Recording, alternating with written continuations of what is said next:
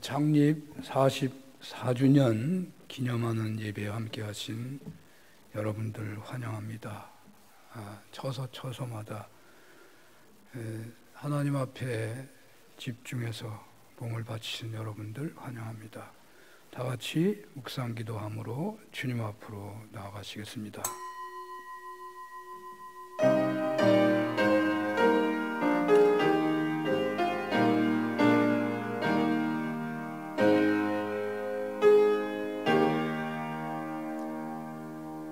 예수께서 대답하여 이르시되 이 물을 마시는 자마다 다시 목마르려니와 내가 주는 물을 마시는 자는 영원히 목마르지 아니하리니 내가 주는 물은 그 속에서 영생하도록 솟아나는 샘물이 되리라. 여자가 이르되 주여 그런 물을 내게 주사 목마르지도 않고 또 여기 물 길르러 오지도 않게 하옵소서. 이르시되 가서 내 남편을 불러오라. 여자가 대답하여 이르되 나는 남편이 없나이다.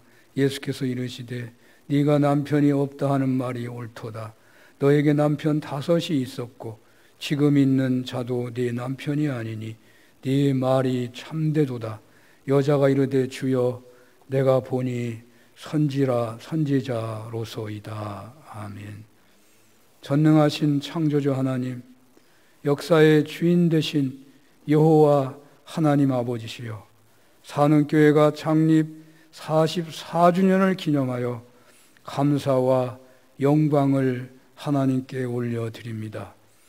저희들이 교회에 세워주신 것, 교회 공동체에 속하게 된 것을 감사하오니 받아주시고 개척부터 지금까지 귀하게 쓰임받으신 분들 칭찬하여 주시고 지금 세대에게 그와 같은 은혜를 베풀어 주옵소서.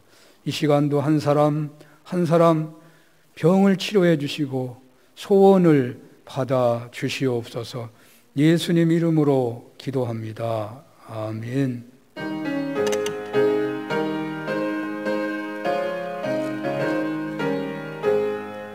영광의 왕께 다 경배하며 그 크신 사랑 늘 찬송하라.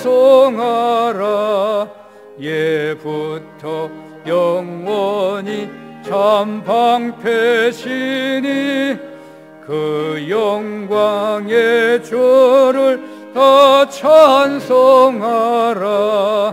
능력과 은혜 다 찬송하라. 그 옷은 햇빛 그 집은 궁창 그 노래 소리로 주노하시고 폭풍의 날개로 달려가신다. 저 아름답고 놀라운 일이 가득한 이 땅 다 주의 조화 그 힘찬 명령에 더 잡히나니 저 푸른 바다는 옷자락이라. 질그릇같이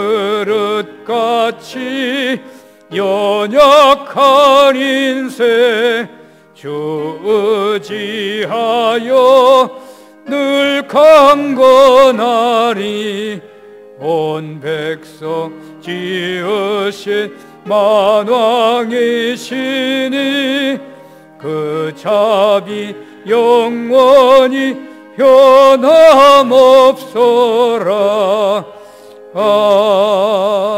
아멘. 교동문 110번입니다. 온 땅이여 여호와께 노래하며 그의 구원을 날마다 선포할지어다.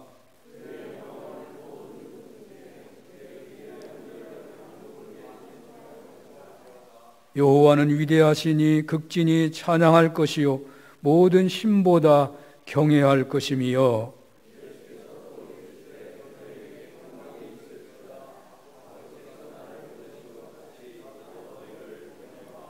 그러므로 너희는 가서 모든 민족을 제자로 삼아 아버지와 아들과 성령의 이름으로 세례를 베풀고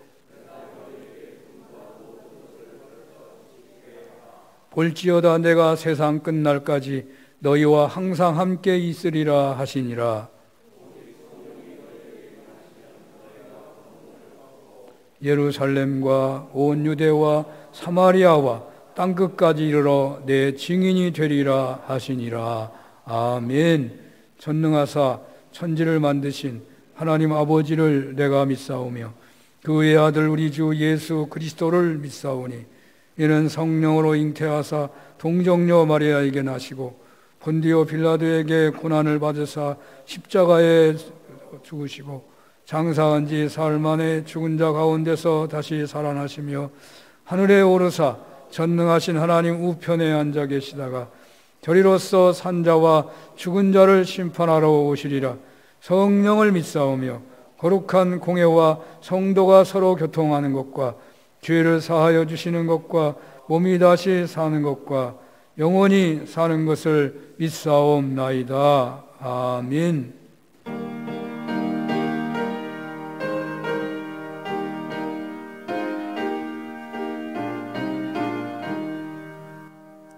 온 세상이 캄캄하여서 참 빛이 없었더니 그 빛나는 영광 나타나 온 세상 빛이었네.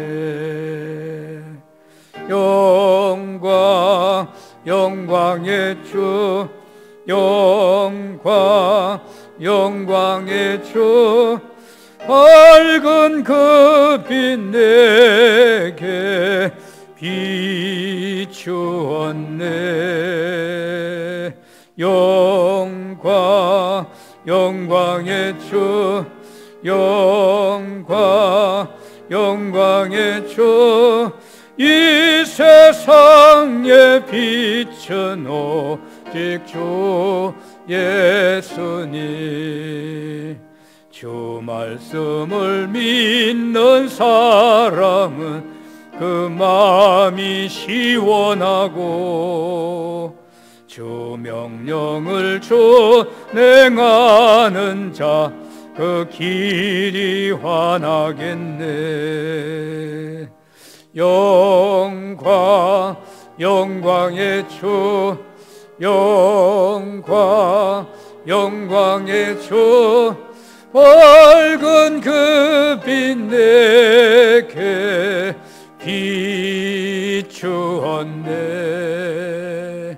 영광 영광의 주 영광 영광의 주 이 세상의 빛은 오직 주 예수님. 죄 가운데 사는 사람은 그 눈이 어두워도 그 죄악을 씻는 날에는 그 눈이 밝아지네. 영광 영광의 주 영광 영광의 주 밝은 그 빛 내게 비추었네. 영광 영광의 주 영광 영광의 주 이 세상의 빛은 오직 주 예수님. 아멘. 우영인 장로님 기도 인도하십니다.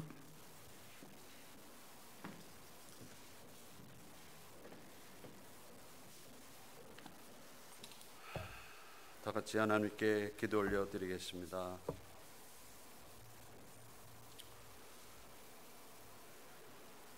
우리의 생사복을 주관하신 거룩하신 하나님 아버지, 감사와 찬양과 경배와 영광을 올려드리며 우리의 신령과 진정으로 예배를 올려드리오니 기뻐 받아 주시옵소서. 한 주간의 삶도 지켜주시고 우리의 발걸음 인도하셔서 형통케 하시고 은혜의 삶으로 주관하셨다가 오늘 또 주님 앞에 예배하며 각기 있는 처소에서 주님 앞에 올려드리는 귀한 예배를 드릴 수 있도록 도우신 은혜 진심으로 감사를 드립니다. 한 주간을 돌이켜보면 정말로 분별된 삶을 통해서 믿음의 하나님의 자녀로 살았는지, 말씀 상고하며 기도하며 주님 뜻 가운데 행했는지 돌이켜볼 때 부끄러운 모습들이 있사오니 용서하여 주시옵소서. 주님 앞에 진실한 영혼들, 하나님 앞에 인정받는 영혼들, 주님의 온전한 자녀들이 되도록 도와주옵소서.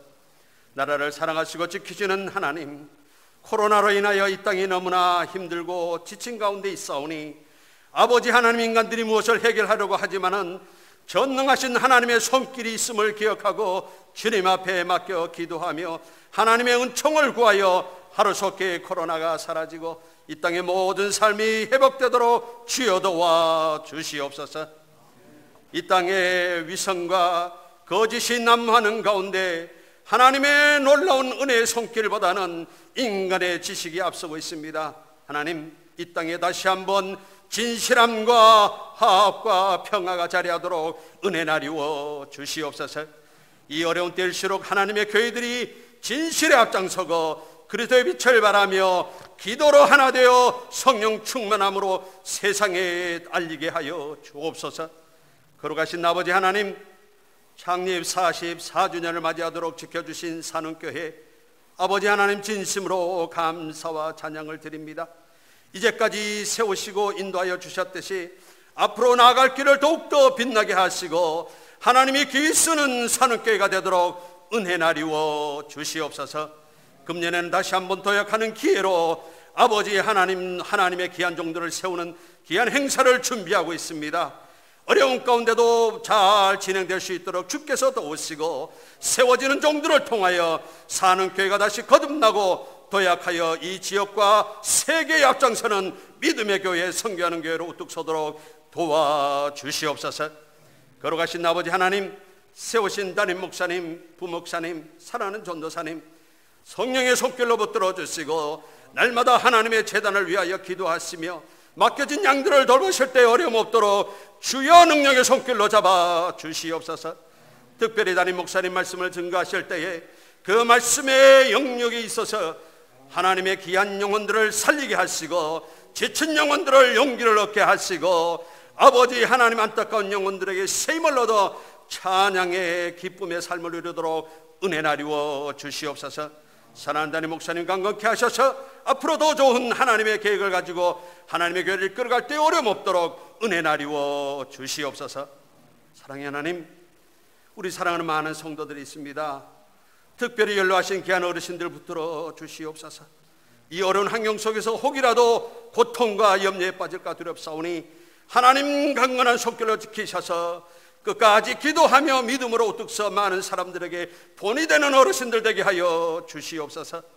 지금도 병원에서, 가정에서 질병으로 가려 중에 또는 주나 아버지는 회복 중에 있는 귀한 영혼들 많이 있습니다. 하나님, 치료의 손길로 어루만져 주셔서 하루속히 회복되어 강건한 모습으로 주님 앞에 서게 하여 주시옵소서. 어려운 환경 속에서 힘든 귀한 가정들 우리 하나님 지키시고 자녀들의 앞길을 열어주시고 그 가정의 고통이 사라지고 찬양과 감사가 넘치는 은혜의 가정들로 세워주시옵소서. 하나님의 교회를 위하여 섬기는 귀한 손길들 축복하시고 하나님이 쓰실 때에 아름답게 합당하게 세워지는 귀한 영혼들로 축복하여 주옵소서. 오늘도 예배를 주님께 온전히 올려드리오니 기뻐 받으시고 우리에게는 한없는 은혜의 시간으로 삼아 주옵소서. 나의 구주 되시어 축복하시고 인도하시는 예수 그리스도의 이름으로 간절히 기도 올려옵나이다.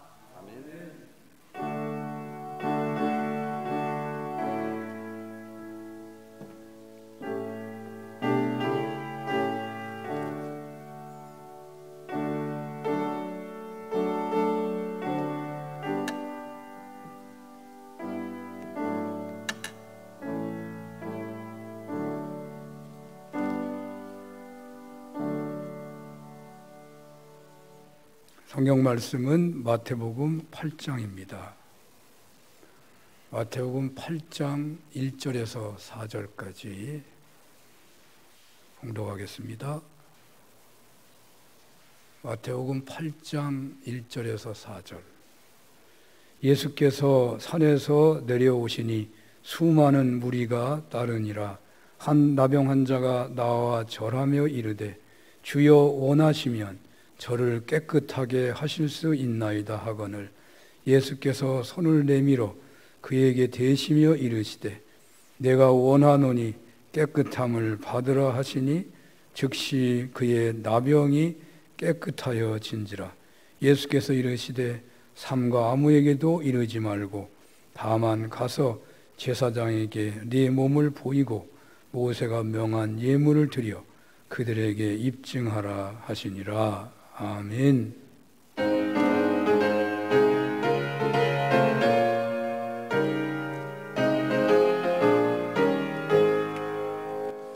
큰 죄에 빠진 나를 주 예수 건지사 그 넓은 품에 다시 품으시는 내는 저 바다보다 깊고 저 하늘보다 높다.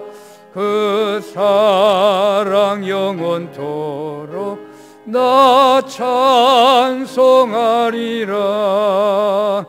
날로 더욱 귀하다. 날로 더욱 귀하다. 한이 없이 넓은 우리 주의 사랑 날로 더욱 귀하다.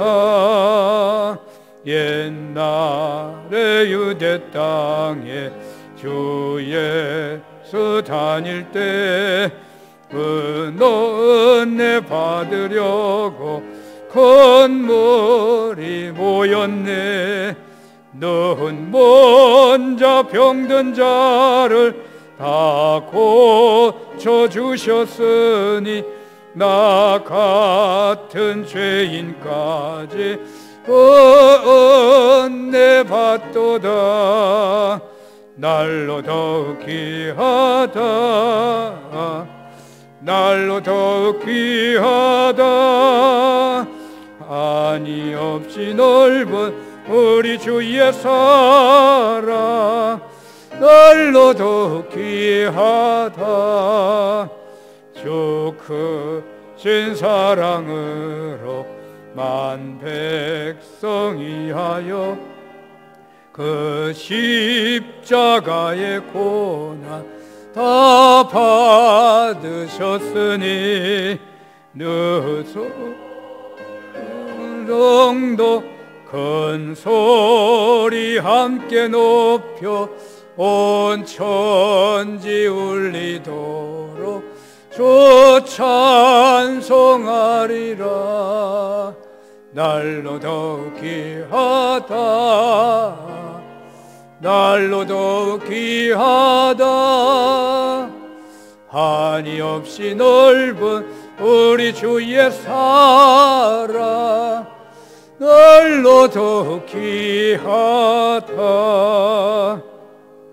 아멘. 마태복음 8장 1절에서 4절 본문으로 손을 내밀어 이라는 제목으로 창립 44주년 기념예배에 주님 말씀을 증언하겠습니다. 추석과 개천절 연휴 꽤 길었던 한 주간이었는데요.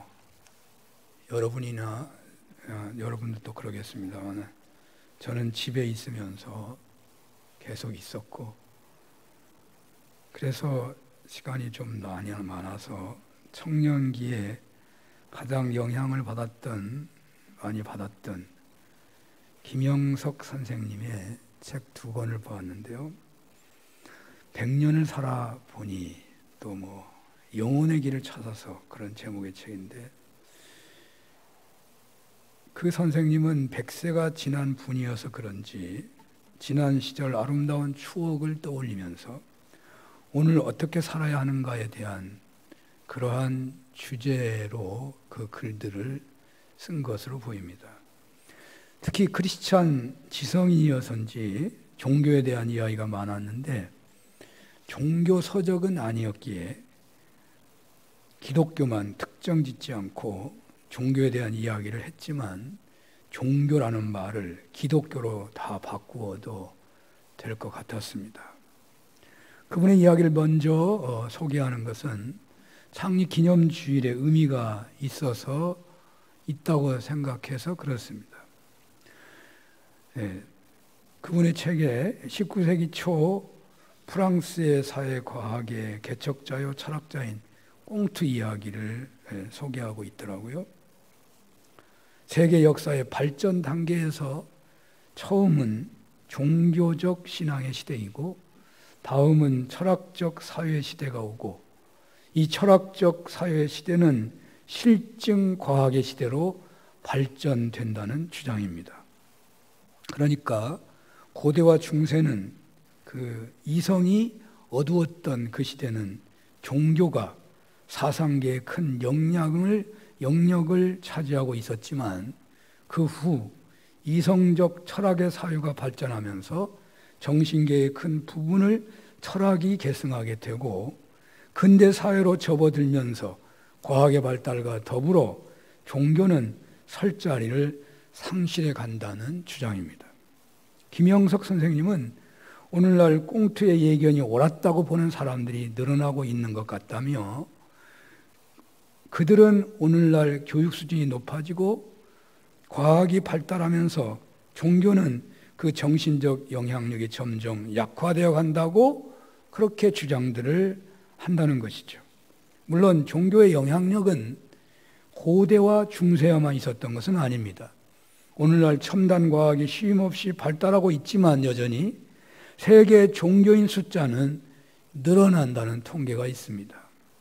제가 목회학 박사 논문을 작성할 때인 2000년대 초기의 자료들을 보면 기독교의 신자 수가 정체하거나 줄어들고 있다는 통계가 있었지만 한국인의 전체 종교인 숫자는 늘어나고 있다고 했습니다. 무슨 말이냐면 2000년대에 들어서면서 얼마나 과학이 발달하고 물질 문명이 풍성해졌는지 풍요해졌는지 오늘날은 더 하겠습니다마는 그리하여 서구 사회처럼 이 한국도 먹고 살만하고 첨단 과학, 의학, 심리학, 상담학, 사회학까지 발달하게 되면서 기독교인의 숫자가 줄어들고 얼마 가지 않아 급격하게 줄어들 위기를 맞을 것이라고들 예상이 나오고 있었는데 그럼에도 불구하고 소망이 있는 것은 아무리 세상 학문, 과학, 의학이 발달하고 풍요를 누린다고 하더라도 그래서 종교 생활은 급속히 그 영향력이 줄어든다고 하더라도 인간의 소외는 더욱 심각해지기 때문에 결코 인간들의 종교적 갈증은 줄지 않을 것이라며 그 통계로 기독교 숫자는 줄지만 종교인 숫자는 여전히 늘고 있다는 논조가 있었습니다. 그래서 기독교 교회가 제대로 된 영성을 회복하기만 한다면 그러니까 신앙인들, 종교인들은 늘어가는데 기독교인 숫자가 줄어드냐? 기독교가 본래 영성을 잃어가기 때문에 줄어드는 것이고 그래서 교회가 첫 신앙, 그 참된 신앙의 영성을 회복하기만 하면 한국 교회는 내리막을 겪지 않고 연착륙하며 성장할 수 있다는 논리들이 있었습니다.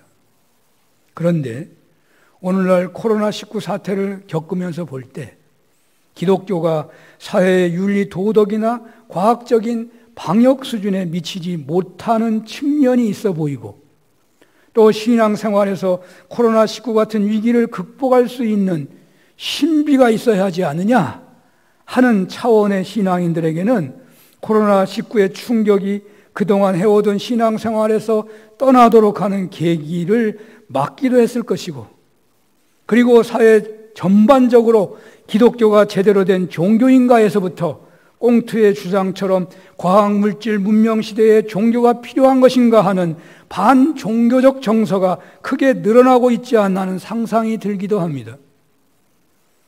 꽁트의 주장대로 이제 종교의 시대는 지나고 철학의 시대도 지나고 과학의 시대가 세계 정신자를 이끄는 시대가 된 것인가 하는 무서움증 같은 것이 있는 것이 사실입니다. 바로 이런 시대 분위기 속에서 우리 산원교회는 창립 44주년을 맞았습니다. 과연 기독교는 이 나라 이 사회에서 과거에 그렇게 영향력을 나타냈던 것처럼 회복될 수 있을까요?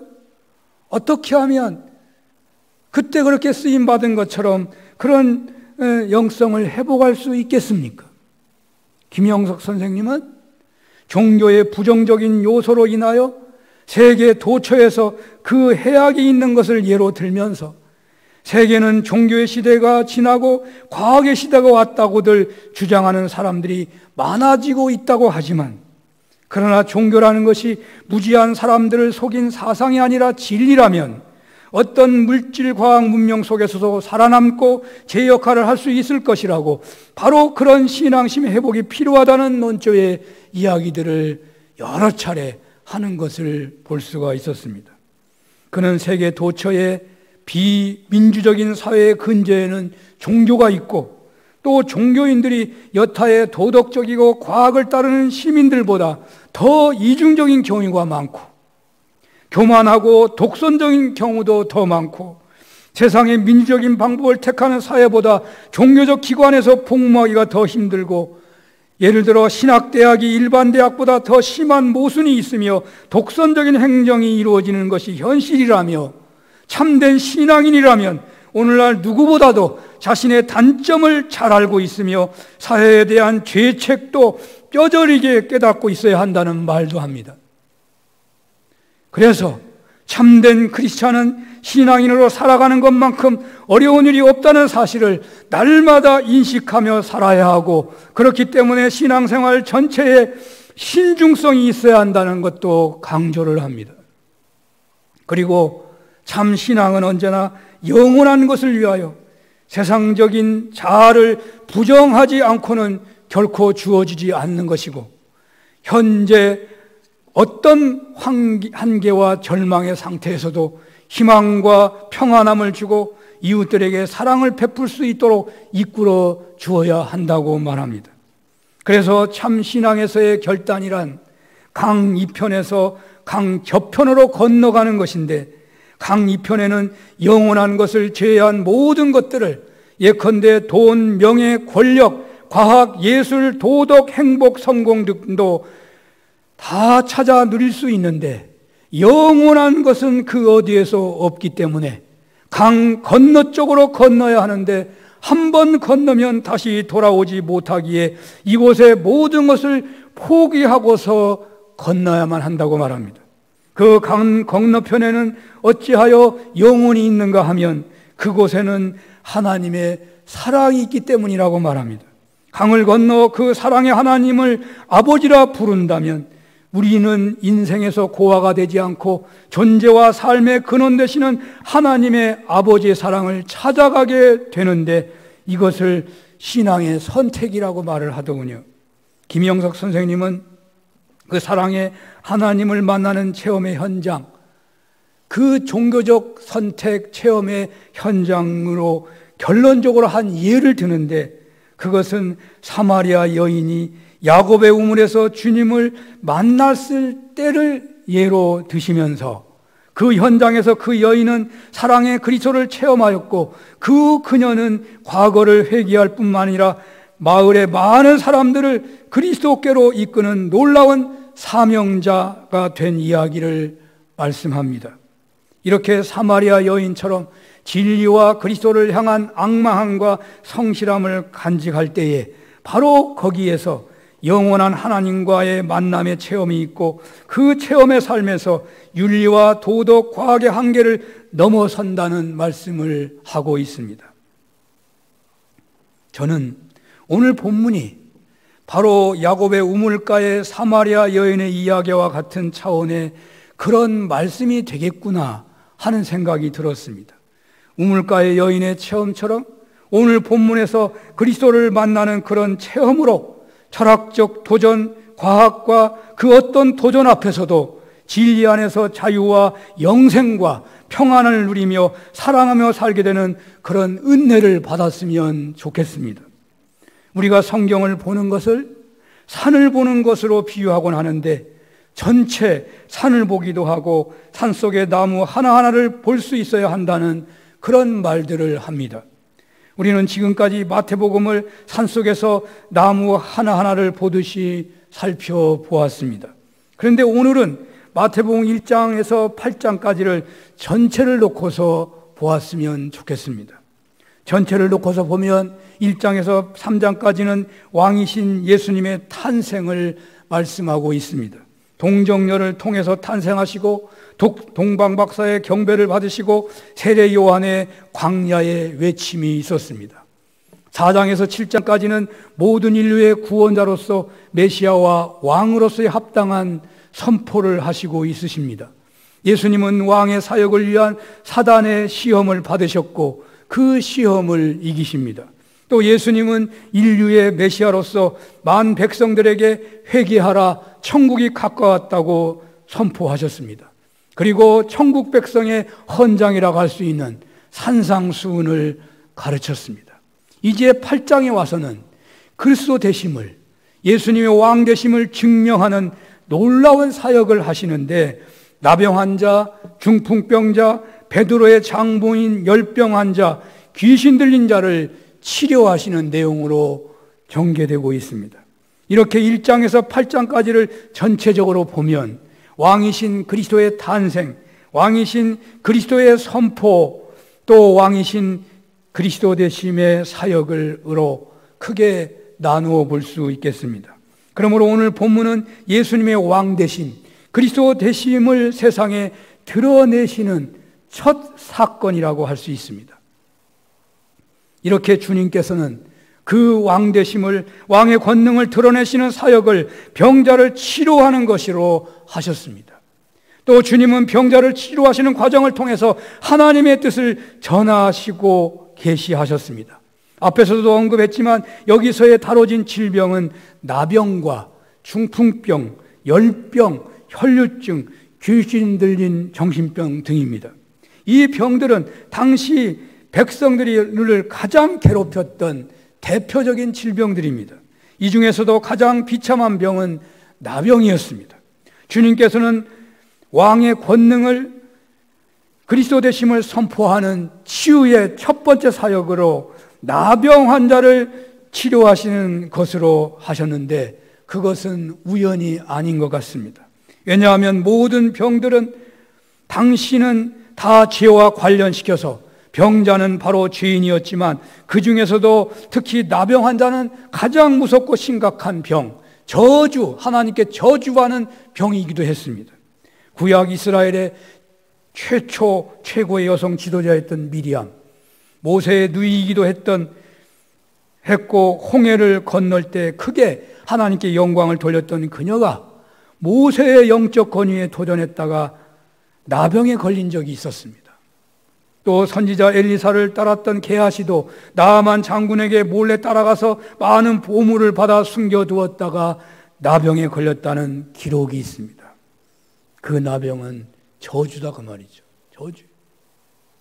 레위기에서도 나병에 대한 정결법이 13장, 14장, 2장에 걸쳐서 설명되고 있는데 나병에 걸리면 환자는 옷을 찢고 머리를 풀며 입술을 가리고 외치기를 부정하다 부정하다 할 것이요 병이 있는 날 동안은 늘 부정할 것이라. 그가 부정한즉 혼자 살되 짐 밖에서 살지니라 라고 했습니다.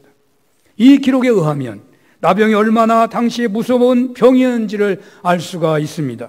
짐 밖으로 쫓겨났다는 것은 하나님의 영광에서 떠났다는 말입니다. 하나님의 영광은 진 안에만 있기 때문입니다. 그래서 나병 환자들은 죽은 자를 위해 슬퍼하는 것과 똑같은 행동을 취하는 것입니다. 옷을 찢고 머리를 풀며 윗입술을 가리우는 것은 실상은 죽은 자로 여겨졌다는 말입니다. 아픈 것도 서러운데 가정에서 동네에서 쫓겨나고 그래서 신앙생활까지도 결코 할 수 없게 한 것입니다. 모든 율법의 정신은 나병 환자와 같은 피부병이 전염성이 있는 병이기 때문에 격리를 해서 치료한 후에 병이 나으면 제사장의 확인을 받아 가정의 품으로 신앙 공동의 품으로 돌아오게 되어 있었습니다. 그러나 이러한 치료를 위한 전염병을 방지하기 위한 율법은 단지 정결법을 지키는 방편으로 사용되었지 나병을 치료할 목적은 거의 없었던 것 같습니다. 그래서 당시 가장 불쌍한 사람들, 소외된 사람을 찾는다면 나병 환자였습니다.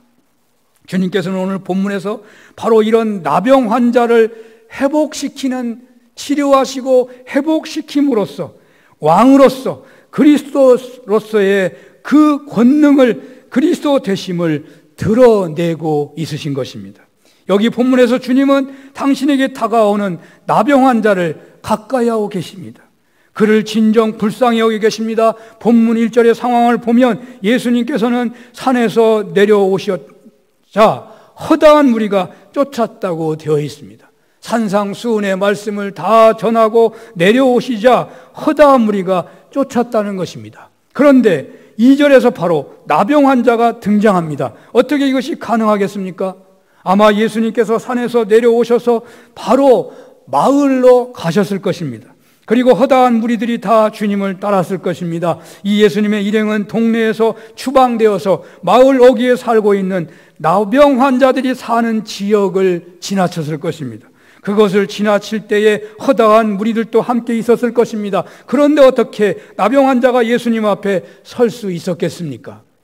제자들과 허다한 무리들은 예수님께 가까이 오는 사람들을 언제나 통제하곤 했었습니다. 어느 날 어린아이가 다가오는 것을 막았었습니다. 또 제자들은 예수님이 죄인들과 함께 있는 것을 막았었고, 특히 나병 환자가 가까이 오는 것을 그냥 두지 않았을 것입니다. 그런데 어떻게 나병 환자가 주님 앞에 있는 것일까요? 이 점에 대해서 성경은 침묵하고 있습니다. 어떤 사건이 벌어졌는지에 대해서 1절 말하고 있지 않습니다. 그래서 어떤 주석가는 1절과 2절 사이에는 큰 시간적 간격이 있을 것이다, 사건이 있을 것이라고 말을 합니다. 그런데 잠시 상상을 하면 이런 생각도 가능할 것 같습니다. 앞에서 말씀드린 대로 나병 환자들은 옷을 찢어야 했고 머리를 풀어 산발해야 했고 사람들이 가까이 있으면 입술을 가리고서 부정하다 부정하다 외쳐야 했습니다. 이 모습을 상상해 보십시오. 누가 감히 이 나병 환자를 가까이 할 수 있겠습니까?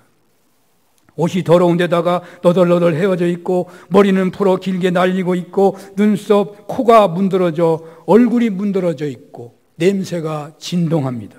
또 나병 환자와 접촉을 하면 정결법에 걸리고 전염이 될 것이라도 이라는 염려도 있었기 때문에 어느 누가 맹렬히 달려오는 나병 환자를 막아설 수가 있겠습니까? 여기 나병 환자의 태도에서 알 수 있는 것은 그는 예수님의 소문을 이미 들었을 것입니다. 그래서 그는 예수님 앞에서 엎드리자마자 원하시면 저를 깨끗하게 하실 수 있습니다라고 고백했던 것입니다. 아마 소문은 나병 환자들이 함께 살고 있는 곳에 다 퍼졌을 텐데 그것을 믿지 못한 다른 이들은 오지 못했고 바로 이 한 사람만 주님을 찾았을 것입니다. 바로 이렇게 주님께 달려온 나병 환자를 다들 외면하고 있지만 주님께서는 불쌍히 여겨 맞이했고 손을 댔던 것입니다. 여기 손을 댔다는 헬라어 헤파토의 의미는 손을 댔다는 뜻만 있는 것이 아니고 끌어안았다는 뜻도 있습니다. 요즘 코로나 때문에 저는 일체 외출을 금하고 있습니다. 그냥 아예 사람을 안 만나기로 작정하고 있습니다. 제가 혹시라도 확천이 되면은 예배가 안 되잖아요. 심각하잖아요. 근데 예수님은 어떤 분이에요? 예수님도 수많은 사람을 만나야 되고 하나님 일을 해야 되는데 그 사람을 끌어안으면 어떻게 되겠어요? 정결법에 결정적으로 문제가 생겨요. 그럼에도 불구하고 주님께서는 나병 환자를 끌어안으시고 치료하시고 불쌍히 여기시고 그래서 회복하셨는데 이러한 방법으로 주님이 만왕의 왕이시고 그리고 주님이 그리스도 되심을 공개적으로 드러내셨다는 말입니다. 요한복음 11장에 보면 예수님께서 사랑하는 마리아와 마르다의 오라버니인 나사로가 병이 들었다는 소식을 듣고 그곳으로 가시거든요. 가셨더니 이미 죽었대요. 물론 다른 여러 가지 의미를 생각할 수 있겠지만 그 나사로가 죽은 것 때문에 그 딸들이 울고 동네 사람들이 슬퍼하는 것을 보고서 예수님이 심령이 비통히 여기시며 우셨다라는 기록이 있어요. 심령이 비통히 여기셔서 우셨다. 이 심령이 비통히 여겼다는 원어의 의미는 창자가 끊어질도록 아프셨다, 그런 뜻이라고 합니다. 창자가 끊어질 정도로 아프셨다. 이 나사로가 살아나는 놀라운 기적은 바로 예수님의 이 불쌍히 여기심, 이 세상이 가늠하지 못하는 이 어마어마한 예수님의 사랑 때문이었다라는 해석도 할 수 있는 것이죠. 세상은 천형으로 몰아서 가정에서 동네에서 추방당하여 숨은 붙어 있어 살아있지만 실상은 죽은 자처럼 사는 존재, 그렇게 사람들에게서 멀어져야 하고 저주의 대상이었던 그를 예수님께서는 손을 대시면서, 아니 그를 끌어안으시면서 내가 원하노니 깨끗함을 받으라고 하시는 것입니다. 이렇게 예수님이 그리스도 되심은, 왕 되심을 드러내신 사건은 당시 가장 천대받은 나병 환자를 끌어안으셔서 치료하시고 그로 하여금 사회에서 당당하게 새 삶을 살도록 하시는 것으로 드러내셨다는 것입니다. 세상에서 어떤 지도자가 자신의 지도자 됨을 이렇게 드러내는 사람이 있겠습니까? 군왕이 왕으로 등극한다면 어떤 일이 벌어지겠습니까? 엄청난 돈을 뿌려서 국가적인 큰 잔치를 벌일 것입니다. 공신들에게 큰 상을 내릴 것입니다. 이용을 과시하기 위해 군사 퍼레이드를 할 것입니다. 백성들로 하여금 그 왕 앞에 굴복하게 할 것이고 신하들은 충성서약 같은 것을 할 것입니다. 어떤 왕은 세금을 경감시키고 정치범을 풀어주기도 하겠지만 그것은 대체로 형식적인 것이고 자신의 힘을 과시하는 것이 왕 등극에 합당한 행사가 될 것입니다.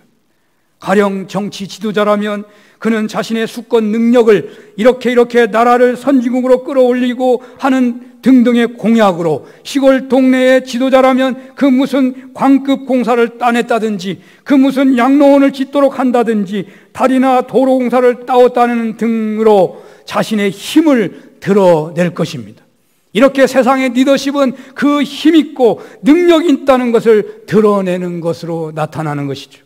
그런데 만왕의 왕이신 예수님께서는 자신의 왕 되심을, 자신의 그리스도 되심을 당시 가장 천하고 가장 큰 죄인으로 여겨졌던 사람, 똥이 더러워서 피한다고 그래서 다들 피하는데 바로 그 더럽고 추하고 냄새나는 나병 환자를 끌어안는 것으로 세상에서 가장 추하게 버려졌고 저주받은 한 사람을 지극히 사랑하는 것으로, 그래서 그로 하여금 정상적으로 살아갈 수 있는 자로 세워주는 것으로 주님은 당신의 왕 되심을 보여주고 있었던 것입니다.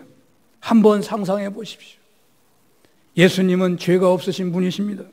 예수님은 하나님의 독생자이십니다. 예수님은 결혼도 안 하신 분이십니다. 예수님은 많은 사람들과 함께 있어야 할 분이십니다. 그런데 그 예수님께서 나병 환자를 막지 못하고 어정쩡히 피하고 있는 제자들과 무리들 속으로 달려드는 그 나병 환자를 끌어안으셨습니다.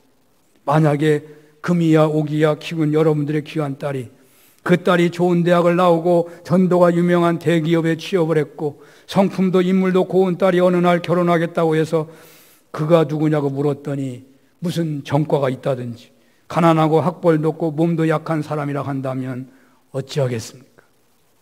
깨끗하고 양같이 곱고 청순한 아름다운 공주가 냄새나고 추잡한 한 거린을 끌어안는다면 어떻게 반응하겠습니까? 주님은 참으로 충격적인 모습으로 당신의 왕 되심과 당신의 그리스도 되심을 이렇게 우리에게 보여주십니다. 참으로 놀라운 장면입니다.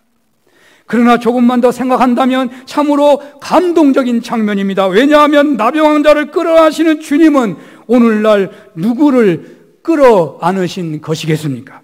그 섬뜩하게 생각되는 나병환자, 그는 과연 누구겠습니까? 누가 조금만 피해를 주어도 노발대발 신경질을 쏟아내기 쉽고 그 배나 갚아야 속이 시원한 그런 성향이 있는 사람들이 바로 우리 자신들 아니겠습니까? 겉모습은 깨끗하지만 하나님의 일이나 남을 돕고자 하는 마음은 부족하고 이기적 행동이 먼저 나타나는 사람이 바로 우리가 아니겠습니까? 남보기에는 향수 뿌려 향기를 풍기지만 속은 거룩한 생각보다 추하고 더러운 것이 더 요동치고 있는 것이 바로 우리들 아니겠습니까? 칭찬보다는 비판하기 좋아하고 사랑하기보다는 미워하고 자원하여 기쁘게 봉사하기보다는 방관자로 있고 섬기기보다는 대접받기를 원하고 평화하기보다는 다투기를 조장하기를 잘하는 사람, 바로 그들이 우리가 아니겠습니까? 물론 그렇게 하지 않기 위해서 우리는 부르짖어 기도하기도 하고 말씀에 순종하고자 노력하고 끊임없이 자기를 치며 산상수훈대로 살려고 할 수 있을 것입니다. 그러나 그렇게 되지 않는 그 실패한 모습을 보노라면 역시 우리는 상처투성이 냄새나는 나병 환자 모습, 바로 그 모습 아니겠습니까? 주님은 바로 이런 우리들에게 손을 내미셨고 바로 우리를 끌어안으셨던 것입니다. 주님의 메시아 되심은 바로 여기에서 위대함이 있으며 친히 십자가 지시고 부활하심으로 만물의 주인이 되시고 모든 삶의 근본 되시는 예수님께서 보여주신 것이기 때문에 이런 태도는 바로 우리 믿는 자의 삶의 중심이고 우리 삶의 모범이라고 해야 할 것입니다.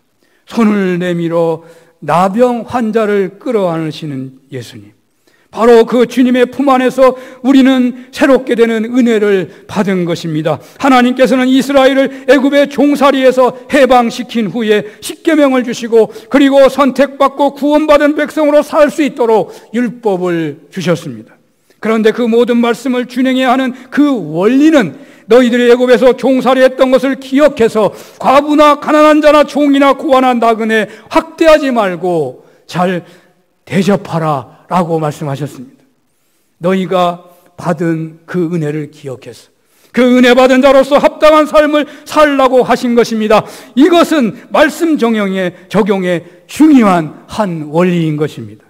그러므로 나병 환자 같은 우리들에게 손을 내미시고 끌어안으사 치료하시고 죄인이 아닌 당신의 백성으로 살게 하신 그 하나님의 은혜를 기억하여 우리는 나병 환자같이 사회에 소외되고 천대받고 추방당한 자들에게 손을 내밀고 그들을 끌어안아 그들로 하여금 하나님의 백성으로 당당하게 살도록 하는 사명을 부여받았다고 하겠습니다. 우리 산운교회와 우리네의 삶이 어떻게 하나님의 역사 중심에서 쓰임받을 수가 있겠습니까? 예수님께서는 당신의 왕 되심을 나타내실 때에 보여주신 태도, 바로 그것을 본받는 것이라고 말씀하십니다. 오늘날 나병 환자 같은 사람들을 불쌍히 여기며 손을 내밀어야 할 것입니다. 생활 능력이 없는 노인이나 사회에 소외된 계층에게 손을 내밀어야 할 것입니다. 저 중국이나 미얀마, 캄보디아 땅에 소외된 소수민족에게 손을 내밀어야 할 것입니다. 소년, 소녀 가장들, 독거노인들, 질병을 어려움을 겪은 분들에게 손을 내밀어야 할 것입니다.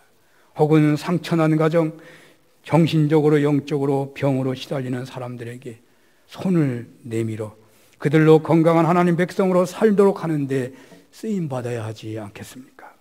주님은 동네에서, 가정에서, 예배의 자리에서까지 버림받은, 저주받은 나병 환자 같은 우리를 끌어안으사 죄를 용서하시고 치료해 주시고 그리하여 건강한 하나님 백성으로 살게 하셨습니다.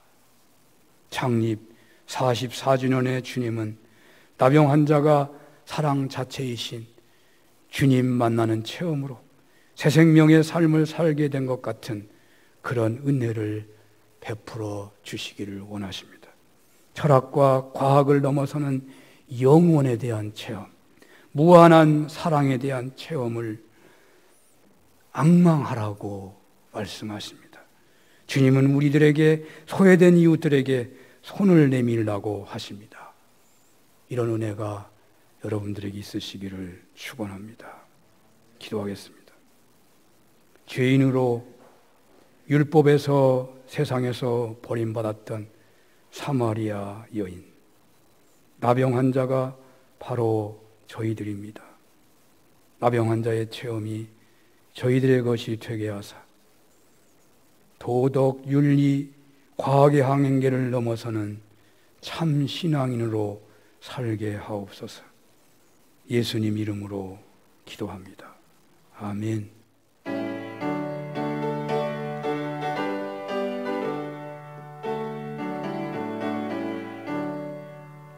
내 주 하나님, 넓고 큰 은혜는 저 큰 바다보다 깊다.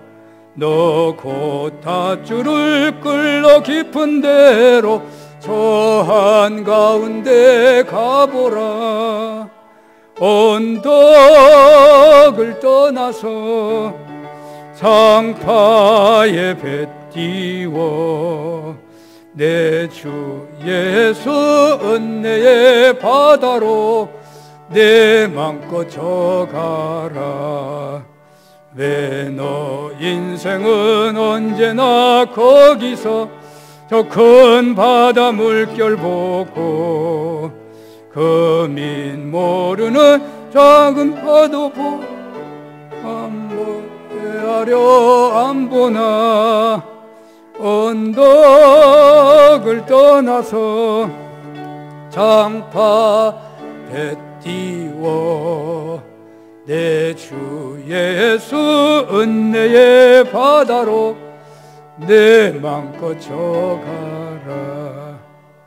많은 사람이 얕은 물가에서 저 큰 바다 가려다가 찰싹거리는 작은 파도 보고 마음이 약하여 못 가네. 언덕을 떠나서 장파에 배 띄워 내 주 예수 은혜의 바다로 내 맘껏 져가라.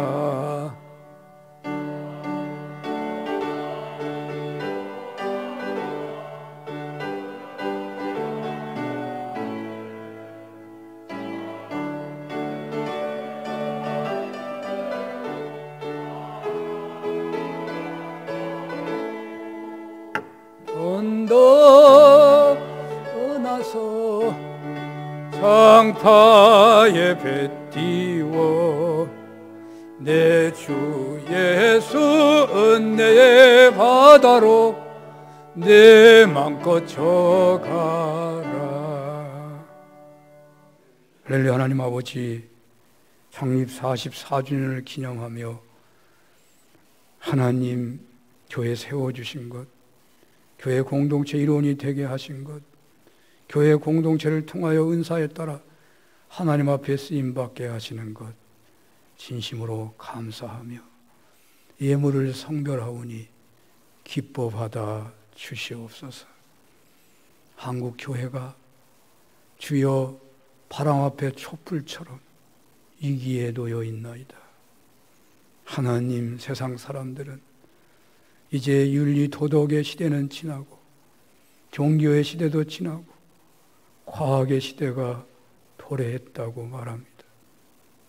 하나님, 예수님이 하나님의 아들로 이 땅에 진정 오셨다면 하나님, 그 진리는 이 세상의 한계를, 과학의 한계를, 이 세상의 그 어떤 것의 한계라도 넘어서게 되는 줄로 믿습니다.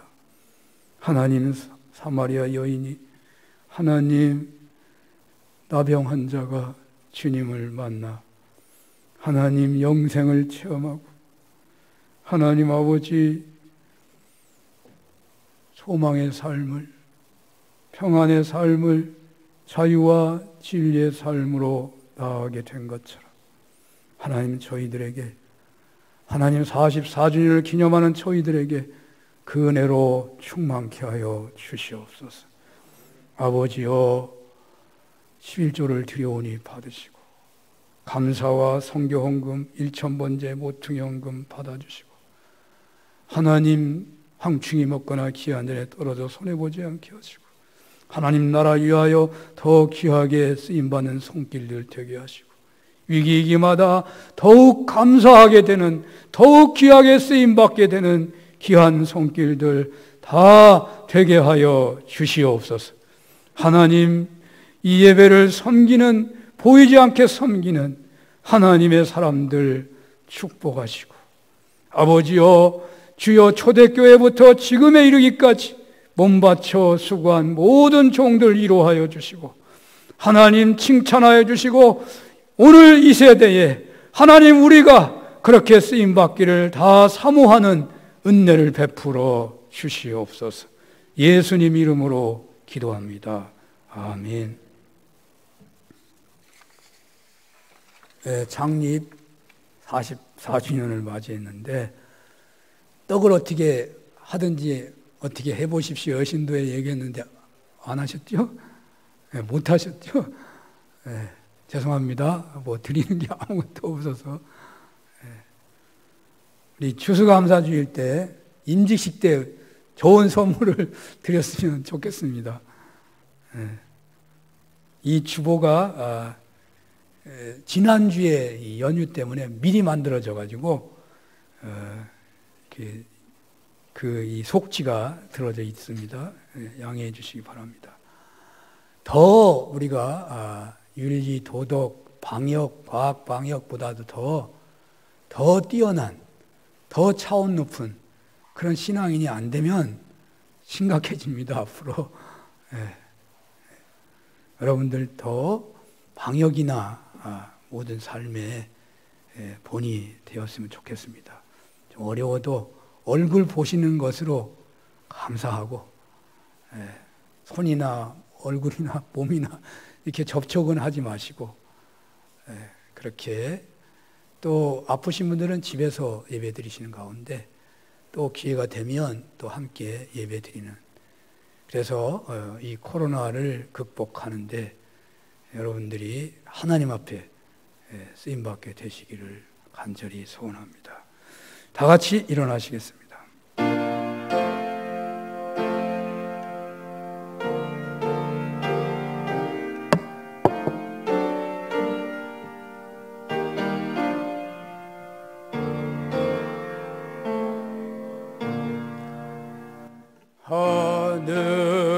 하늘에 계신 아버지 이름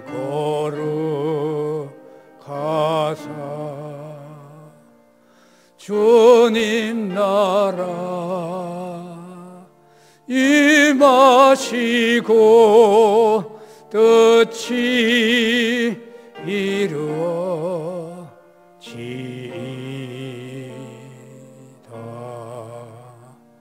일용할 양식 주시고 우리들의 큰 죄 다 용서하옵시고 또 시험에 들게 마시고 악에서 구원하소서. 대개 주의 나라 주의 권세 주의 영광 영원히 아멘. 성부 성자 성령 하나님의 크신 은혜와 사랑하심과 역사하심이 창립 44주년을 기념하며 주께 감사하며 주의 뜻을 구하며 몸바쳐 예배하는 모든 종들 머리 위에 오늘날 기독교가 위기 가운데 있나이다. 하나님 교회가 신앙인이 더 이중적이라는 평가에 하나님, 우리를 돌아보게 하시고 교회 기관이, 교회 학교가 더 권위적이고 하나님 더 복무하기가 어려운 곳이라는 그런 말들이 들리는 이 시대, 아버지 하나님, 사마리아 여인처럼, 여기 나병 환자처럼 주여 주님 만나기를 앙망하게 하사 주여 우리에게 영생이 확실히 주어지게 하시고 자유와 평안과 소망이 충만케 하셔서 이 세상의 어떤 도전에서도 진리의 사람으로 살기를 원하며 돌아가는 모든 종들 머리 위에 영원히 함께해 주시옵기를 축원합니다. 아멘.